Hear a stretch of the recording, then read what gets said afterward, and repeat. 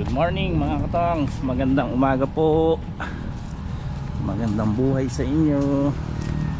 Ayan,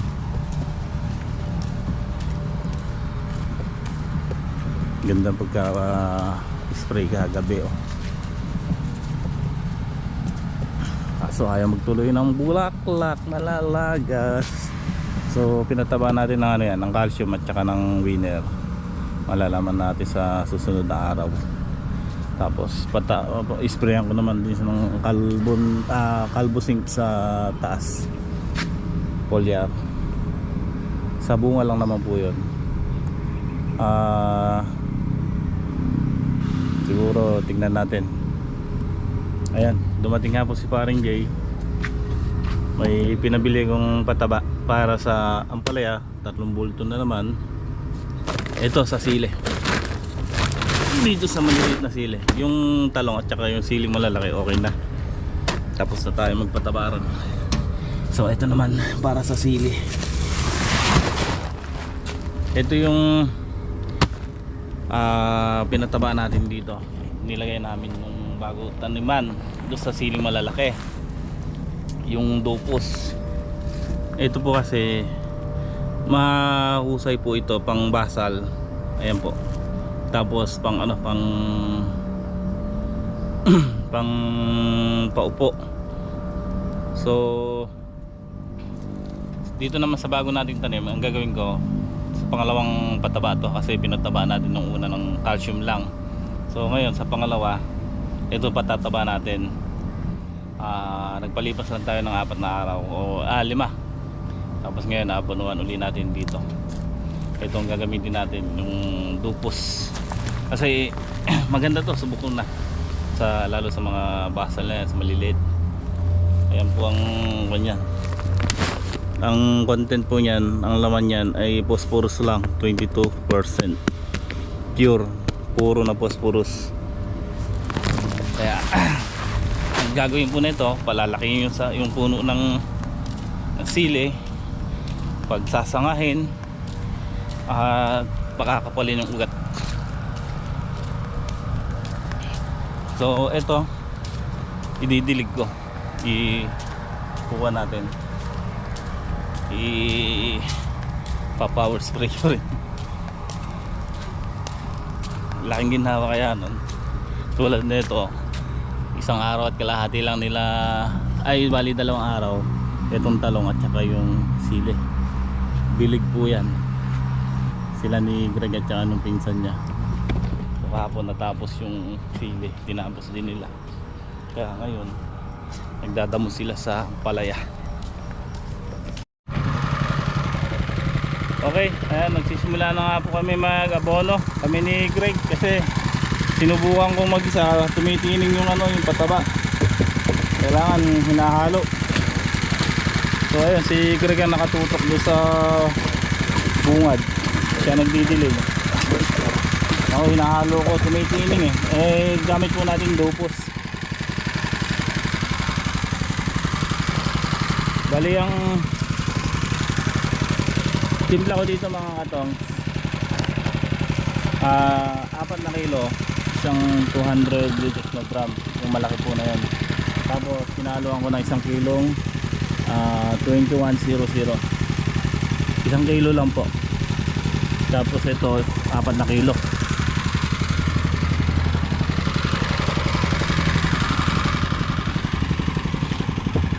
Obligadong nakabantay tayo rito, hinahalo natin madalas. So ayan, titimpang na tayo, maubos na yung karga nila. Bago natin nilagay yung van, nilagay na natin yung isang timba na ito, tinutok natin sa 0 para yung lalagay natin pataba sakto sa 4 na kilo.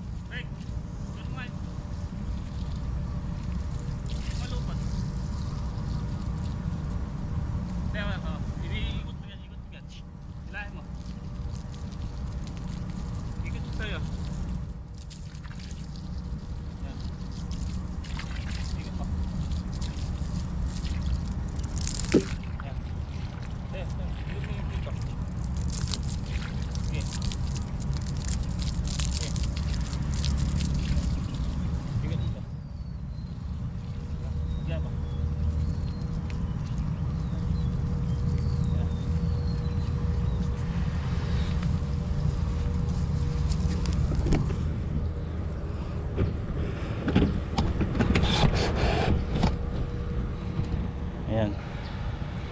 Mga katongs, ito yung sili natin ngayon. Medyo matipis lang naman yung damo na yan. Kaya total mayayari na sila doon sa palaya. Bukas ito naman damuhan nila yung puno, tapos gagambulan nila. So sakto lang yung pagkapataba natin. Gagambulan nila to, gagambulan nila yung sa puno dito lang, tapos yung gawing baba nito i-sprayan natin yan pandamo. Gagawa tayo ng pang cover nila para maganda maging pang spray natin. Ayun, ang ganda ng bulas ng sili natin. So yung ginamit natin na yan, dupos, magpapahasa nga po yan. Tapos yung 2100 konting nitrogen pa gagandahin, pa gaanohin pa niya yung dahon niya. Tapos syempre yung dupos papalakihin yung puno niya or yung katawan, at magpapasanga, magpapaugat. Yan po ang trabaho ni dupos. Tapos hinaluan natin ng konting 2100 para konting nitrogen dagdag. Yan, ganyan ginagawa ko. Pagka liligo na siya, hinihila ko na yung hose. Tapos balik naman ako dito, maghahalo.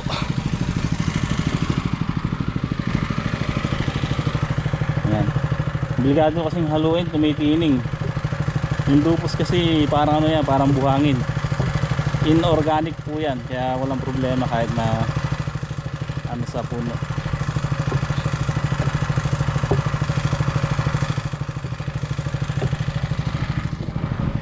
Ang ganda ng takbon nila ng pagtatrabaho.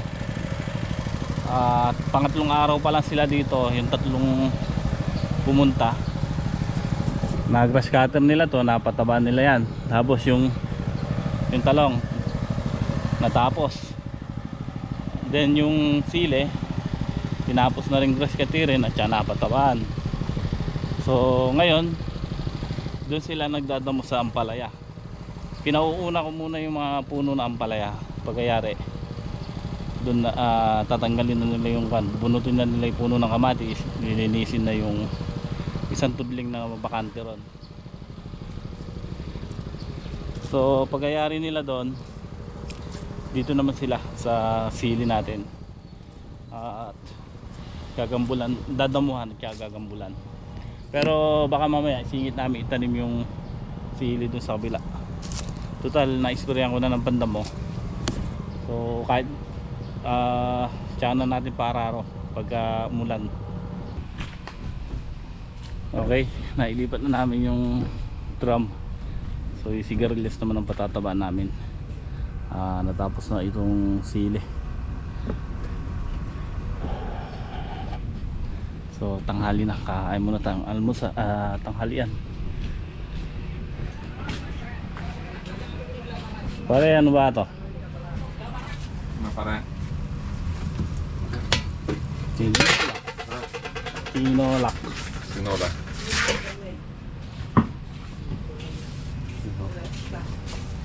Tinolang manok. Manok May ng hinog kapit pa. bahay. Mahilig pa tayong papaya, panghinayas.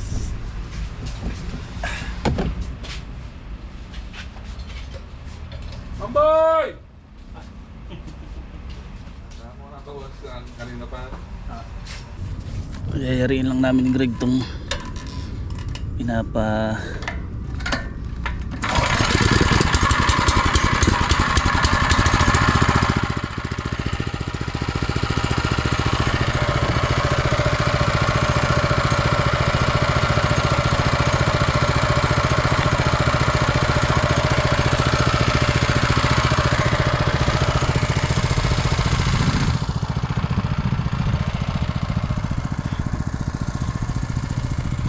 So nagpapataba nga po kami dito, natapos na yung sili.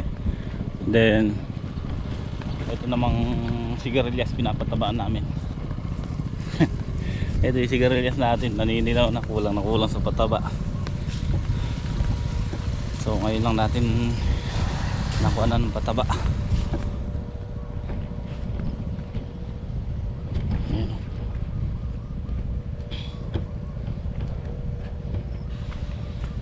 Gagapang na eh. Oh. Gagapang na yung sigarilyas.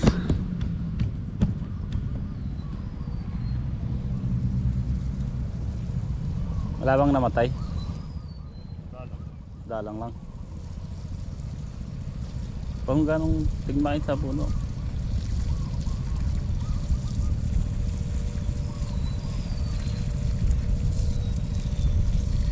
Magapon na iba. Pagka ganda ng sili nito. Oh. Ayan, padadamuhan natin sa kanyan. Sa kanila.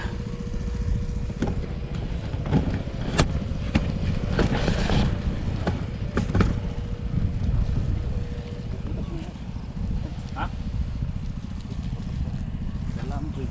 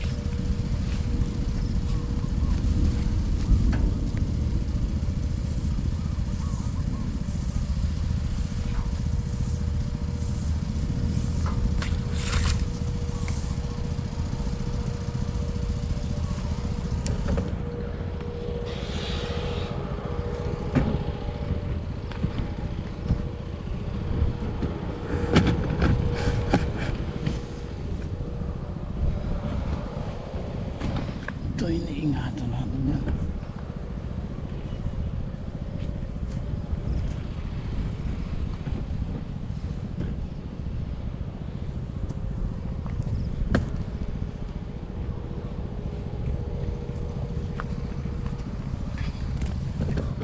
Hindi naputol ang bagay niya. Magapang na.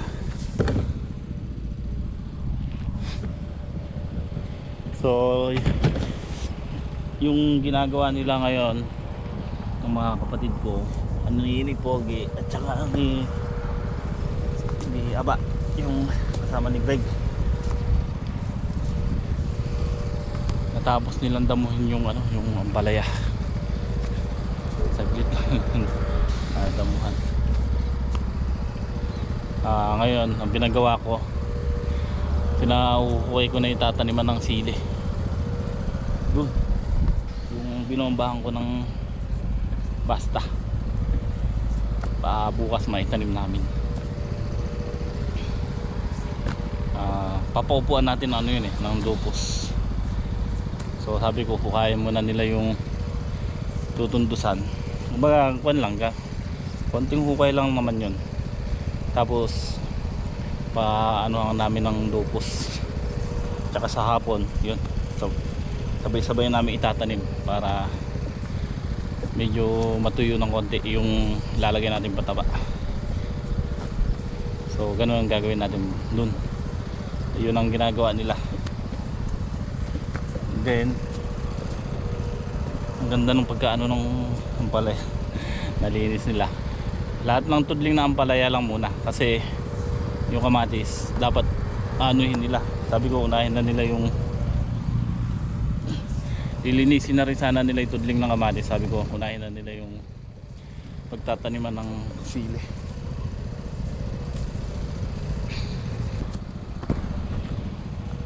Pakita ko mga katungs yung dinamuhan nila.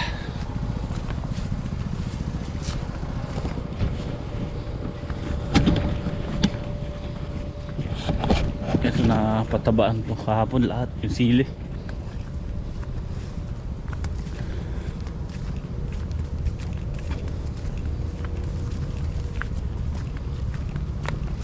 Ayun, malinis na yung tudling. So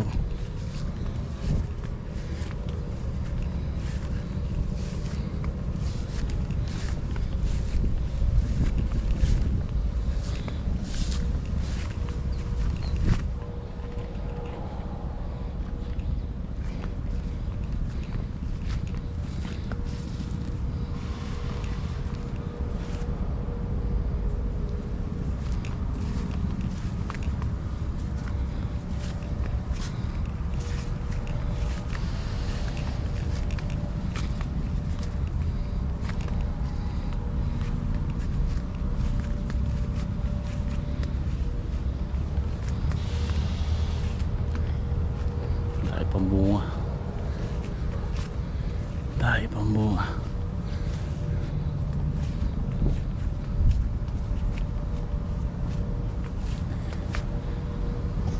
Hinihintay kong ulan sasabog namin yung pataba.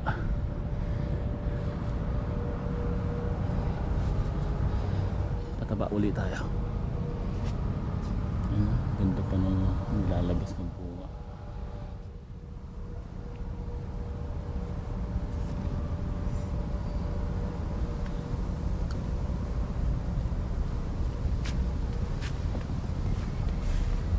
May bunga.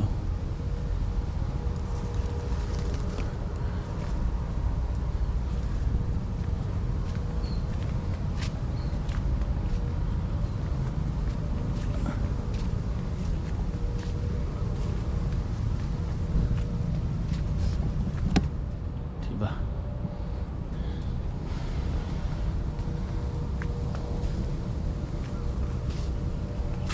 Itasin na.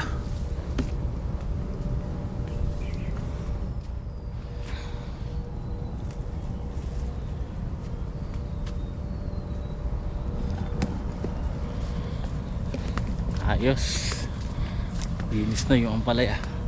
Bukas tatanggalin nila to yung sa may kamatis.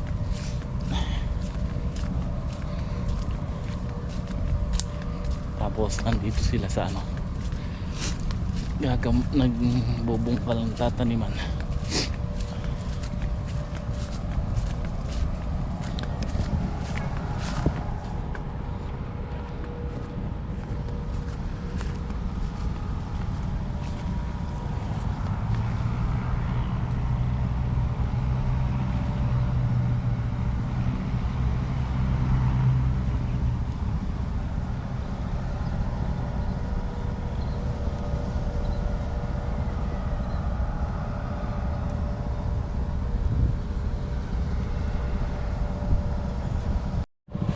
Okay, bali dalawang tudling na lang to.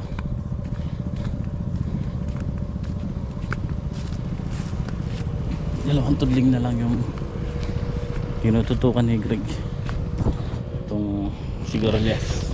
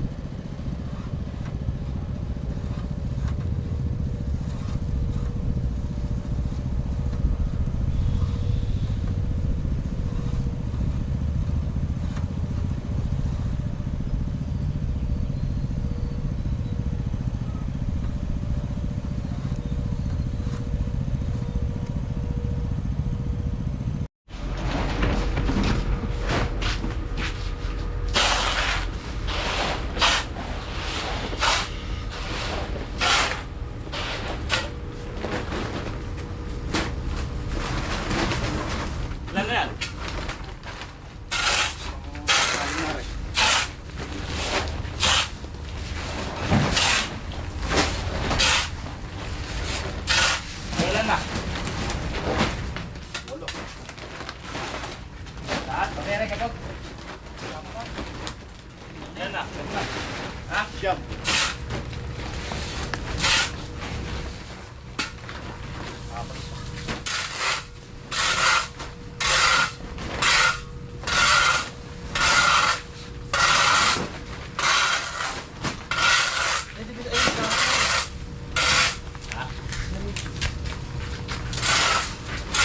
Diba? Yan na. 11. 11. Yan na.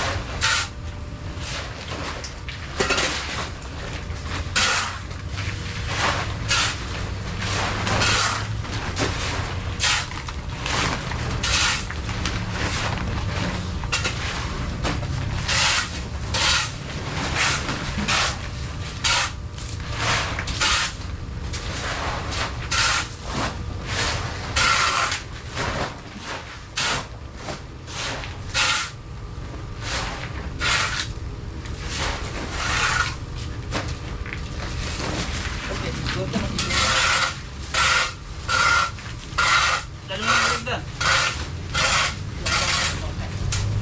Insito lang yan. Sige, sige.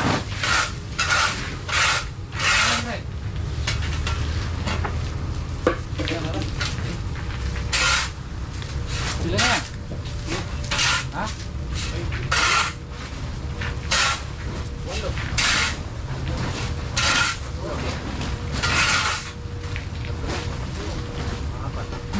Ay, wala. Sila rin. Okay. Sunod mga kabayan. Tara. Bawal sa.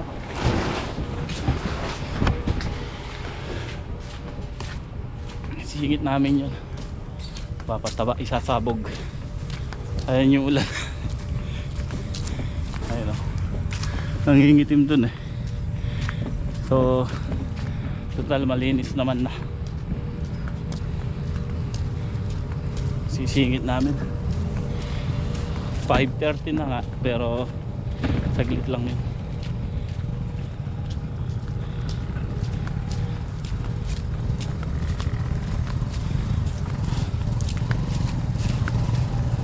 Kasi dapat niya tuwing harvest, after harvest pataba para hindi ma-delay tuwing 5 araw.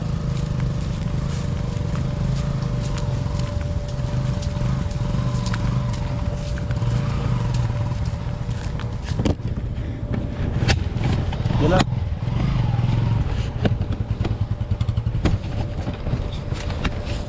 Basta sa gilid lang ng plastic na. Tapos isang tudling, isang sako na ito na. Kabilaan na. Ay, kabila ka. Ah.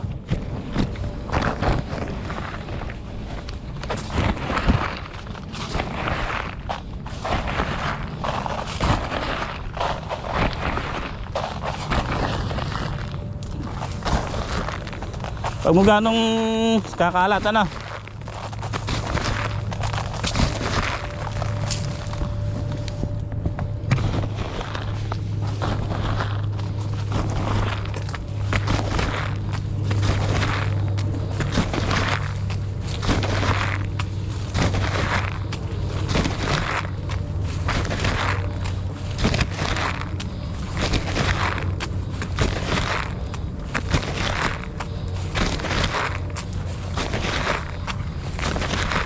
Tatlo kami nagpapataba, saglit lang para makahabol sa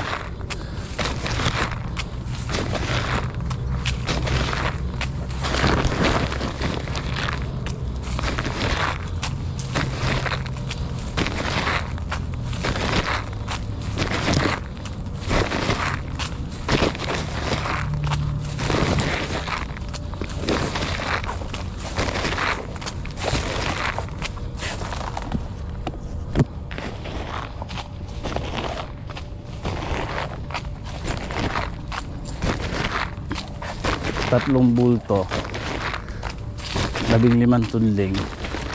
So pinarting ko siya na tigsa 10 kilo kada tudling, kaya parehas ang pataba.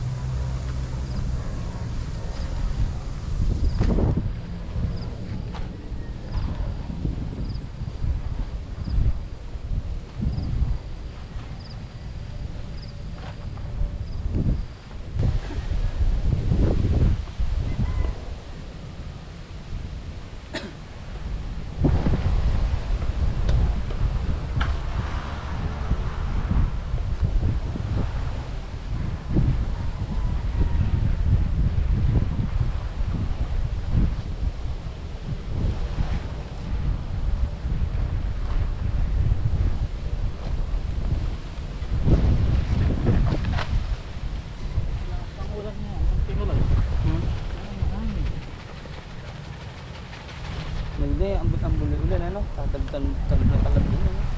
Kailangan mo lang, bagya lang. Ay, lakas yan oh. Ay, atangin ko yun. Ay, doon, malumalig doon.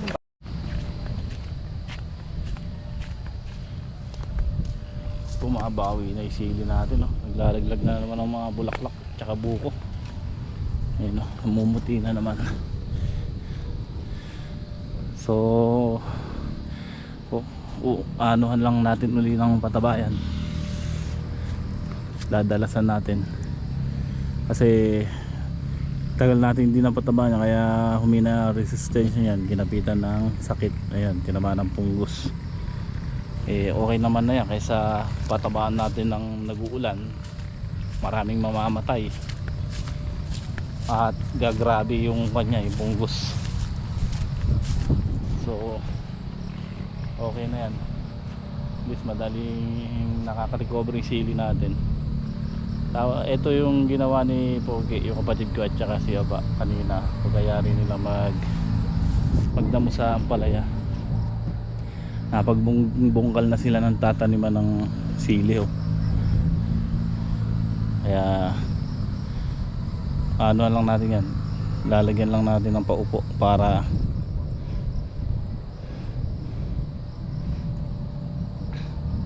papaupuan lang natin.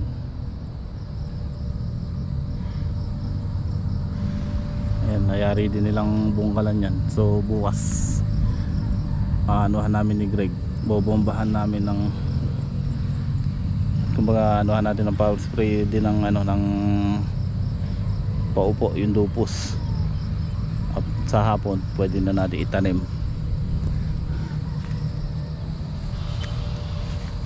Ba, ayan na, pumapatak na.